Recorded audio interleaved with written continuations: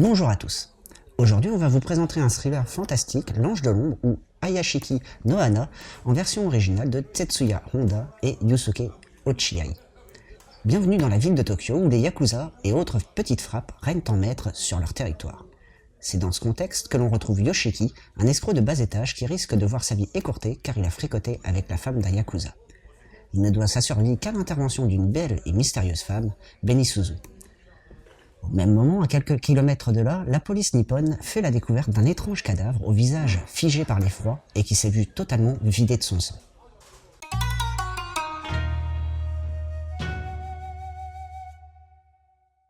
Yusuke Ochiai laisse complètement parler son talent et nous offre avec ce seinen une finesse de trait et un dessin qui lui est très caractéristique.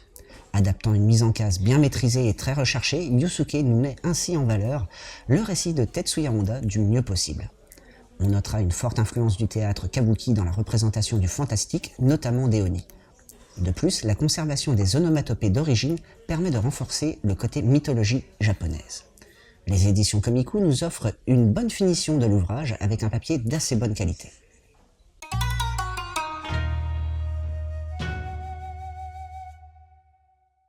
L'Ange de l'Ombre est l'adaptation du roman à succès de Tetsuya Honda qui a su allier yakuza et fantastique à la perfection. Yusuke Ochiai, quant à lui, a fait ses armes en tant qu'assistant de Satoshi Yoshido, qui est très connu au Japon grâce à Haruke Knight et Edogawa King, mais qui n'a malheureusement jamais été édité en France. Le nom de Yusuke Ochiai ne vous est d'ailleurs pas inconnu car il est l'auteur entre autres de L'Île Infernale, Moonshadow ou encore Anguille démoniaque. L'Ange de l'Ombre s'inscrit donc dans la même continuité que Anguille démoniaque et adapte au mieux l'histoire de Yakuza avec son style. On pourra aussi découvrir les quartiers majeurs de Tokyo tels que Shibuya ou encore Shinjuku. L'introduction des éléments fantastiques au sein de la narration semble être une évidence dès les premières pages, mais pourtant il reste seulement sous-entendu tout au long de ce premier tome et n'est révélé que dans les dernières. Ce qui d'ailleurs gâche un peu l'effet de surprise de celle-ci car cela semble être une évidence.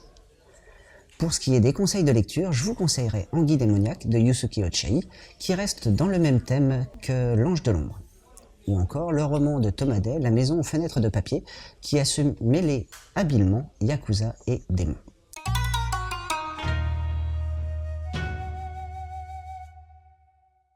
En résumé, L'Ange de l'Ombre est un seinen adapté du roman de Tetsuya Honda par Yusuke Ochiai, où l'on va suivre Yoshiki, un jeune escroc qui va être sauvé par la belle et mystérieuse Benisuzu des mains d'une bande de yakuza.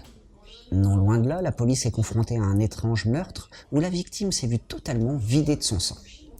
On retrouve dans ce seinen un trait détaillé et fin avec une réalisation bien aboutie qui sert bien à la narration.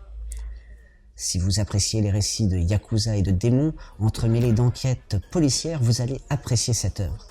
C'est un titre des éditions Komiku que vous pouvez vous procurer pour 8,50 €. Sur ce, bonne lecture à tous.